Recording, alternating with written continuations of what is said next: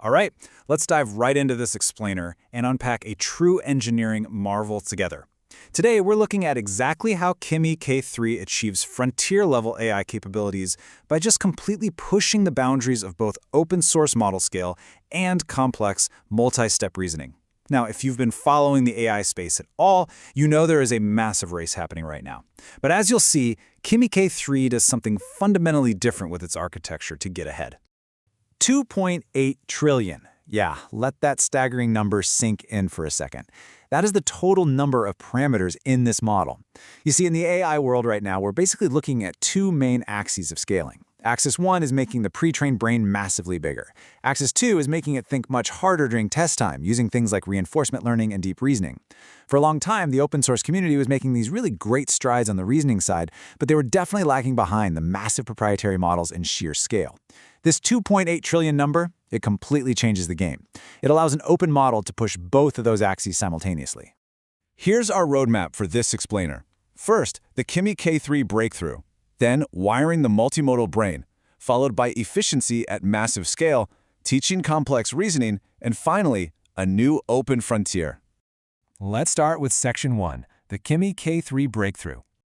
So let's position this model in the current landscape to really understand why it matters so much. Kimi K3 enters the field as a 2.8 trillion parameter mixture of experts model. While the open source ecosystem has undoubtedly advanced in reasoning capabilities over the last year or so, it has historically just lagged in sheer foundational scale compared to those big closed models. Well, Kimi K3 bridges this exact gap. It delivers a massive pre-trained foundation paired with really intense reinforcement learning. And it's not just big for the sake of being big, it's big so it can support a massive 1 million token context window and highly advanced agentic behaviors without breaking a sweat. Moving on to Section 2, wiring the multimodal brain.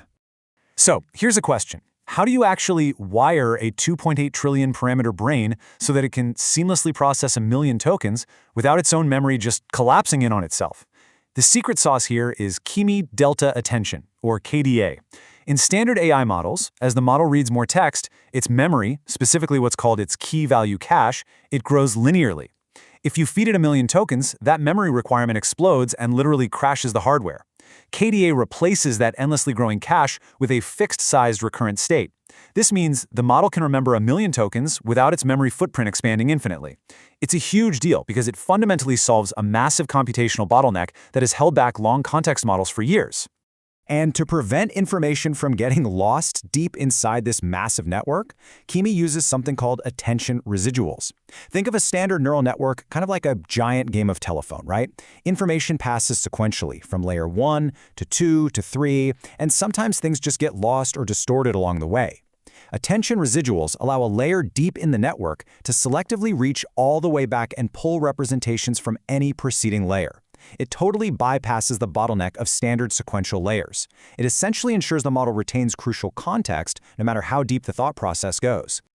Okay, so how are all these parameters actually managed? This is where stable latent MOE comes in. Think of this 2.8 trillion parameter model as a vast, multinational corporation made up of 896 hyper-specialized experts. Now, if every single expert weighed in on every single word, the entire system would grind to a halt. Complete chaos. Instead, for any given token, exactly 16 of the best-suited experts are called into the boardroom to do the work. The rest, they just stay dormant. This allows the model to have this massive reservoir of knowledge, but only use the precise computing power it needs for the specific task at hand.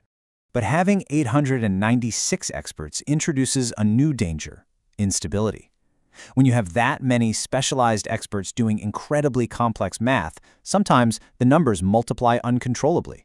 This causes exploding activations that can literally crash a multi-million-dollar training run. Previously, models used a mechanism called swig-glue, which unfortunately carries an unbounded activation risk. To fix this, the Kimi team engineered Sci2 glue. This mathematically caps those large values, keeping them safely bounded while preserving the high performance the model needs. It essentially acts like a pressure release valve for the model's math. And get this, Kimi K3 doesn't just read text, it natively sees. They built MoonVit v2, which is a vision encoder trained completely from scratch right alongside the language model. Usually, developers take a pre-trained vision tool and sort of awkwardly bolt it onto a language model after the fact. That can cause training instability and a weird disconnect between what the model sees and what it says. But by training MoonVit v2 from scratch using a next token prediction objective, everything learns as one unified, stable, multimodal brain right from day one. Which brings us to Section 3, efficiency at massive scale. So, to actually feed data into this colossal model without completely melting the server farm, the team had to invent entirely new systems. A real standout here is MoonEPET. Remember those 896 experts we talked about? Well, if one expert gets all the hard tasks, that specific GPU gets overloaded while the others just sit idle. MoonEPET perfectly balances the workload across all the GPUs dynamically. It guarantees that no single processor is left waiting or overworked. Combine that with K8 context parallelism and a unified activation manager, and you have an infrastructure actually capable of handling a 3 trillion class model efficiently.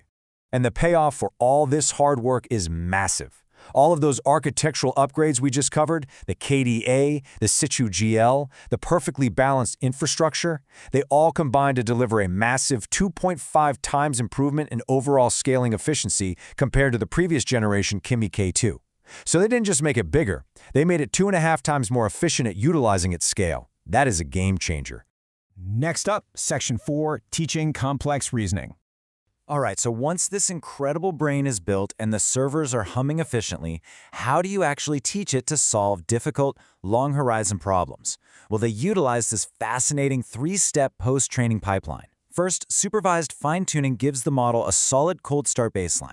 Second, they branch the model out into reinforcement learning, training 9 different specialized domain experts, some focused on coding, some on general knowledge, some thinking fast, others thinking long and hard. Finally, Step 3 uses multi-teacher on-policy distillation. Basically, this takes all the brilliance from those individual, specialized experts and distills it right back into a single unified Kimi K3 model. A core part of that reinforcement learning actually happens in what they call autonomous execution tasks, or AET. They don't just give the model a multiple choice test, they literally drop it into a simulated environment. For example, they'll ask it to build a web application or replicate a black box system. The model has to write the code, run it, observe the errors, figure out what went wrong, and try again, very much like a human junior developer would. It's forced to learn through trial and error over hundreds or even thousands of steps until an independent verifier says it got it exactly right.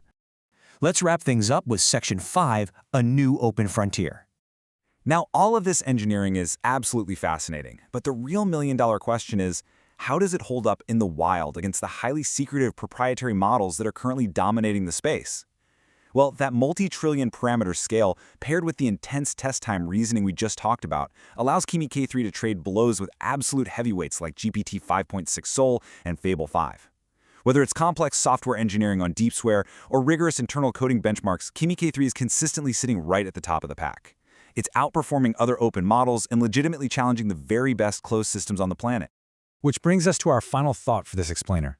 Kimi K3 has definitively proven that the open source community can reach the very edge of the AI frontier, effectively solving those immense engineering bottlenecks of memory, scale, and reasoning. And the best part? The team has released the full weights of this model to the world. So the most exciting question isn't just what Kimi K3 can do, but rather, now that unprecedented 2.8 trillion parameter tools are actually out in the wild, what will you decide to build at the frontier? Thanks for joining me for this explainer. I hope this really helped unpack the brilliant engineering behind Kimi K3.